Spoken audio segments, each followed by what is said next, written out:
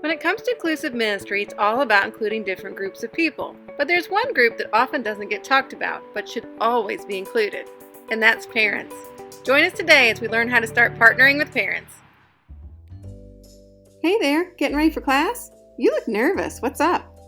Oh, you have a new family coming today and they have a child who has special needs? You're worried because you're not sure what the family is expecting? If only there was a way to find out what really matters to them. It's normal to feel a bit nervous when thinking about a new situation like caring for a student who has a disability. You may wonder what their parents are expecting from you. It can be hard to guess what really matters to families. That's why we ask them. First impressions, what parents want you to know. We asked some families, what would you like your child's ministry leaders to know? And this is what we found out. Number 1, the most important thing that a leader can do is care. Wow, that sounds simple. But what does caring look like in this situation? Well, it starts with empathy. Can you imagine what it would feel like to drop your child off somewhere new and not be sure if the people taking care of him understood his needs? How would that feel? Probably pretty scary. Well, this is a reality for parents of children with disabilities, so give them some reassurance. Make it a point to tell them how glad you are they came and let them know that you'll take good care of their child, but if the child has a hard time, you will call them. While we always want to try our best to comfort a child who is struggling, sometimes the kindest thing to do is page their parents. And parents understand this because they know their child may have a hard time when they're in a new situation. So it's okay to page a parent if you're unsure of how to handle a situation and it's what's best for a child. And another thing about caring, it means taking time to listen. Parents don't expect you to be an expert on their child's disability, but they do know it's important that you understand the basics. So invite conversation in and listen to learn. And even if you feel like you're an expert, never do this.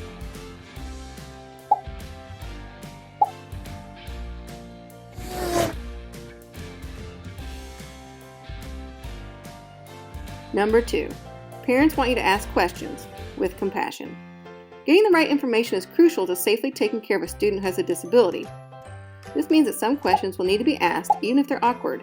And parents welcome these questions because they want their child to be safe and happy. But they do want you to understand that sometimes questions can be asked in a way that is hurtful or frustrating. So how do you know the difference between a question that's hurtful and one that's helpful? Well, a good rule of thumb is this. Before you ask a question, imagine if it were being asked about you. Let's take a look at a question that many parents of children with special needs get asked a lot.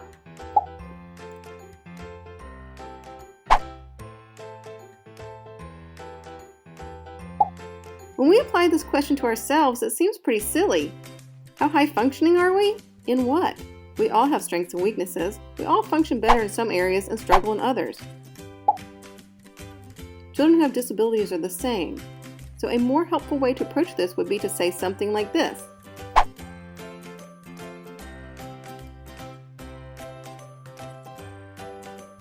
Another thing to remember is that some children who have special needs also have medical or safety concerns.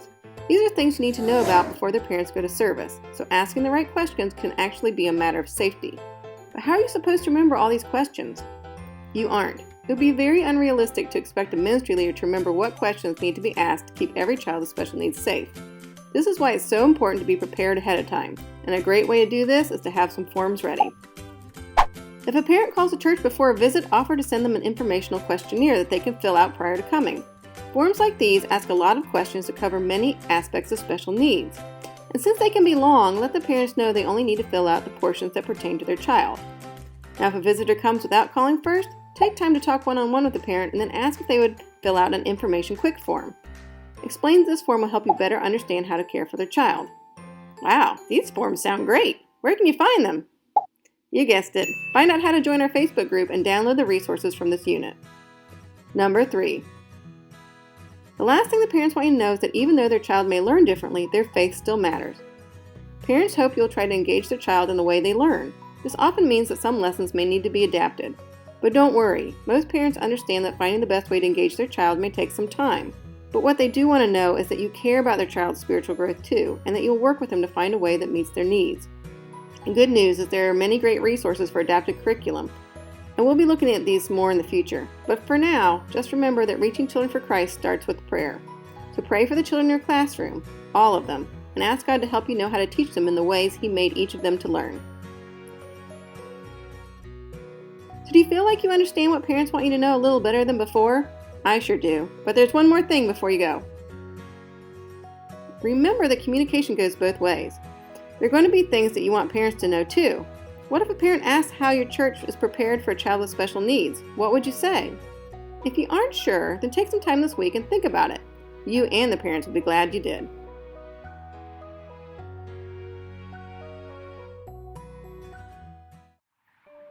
Thanks for joining us today, and tune in next week as we learn more about how to partner with parents.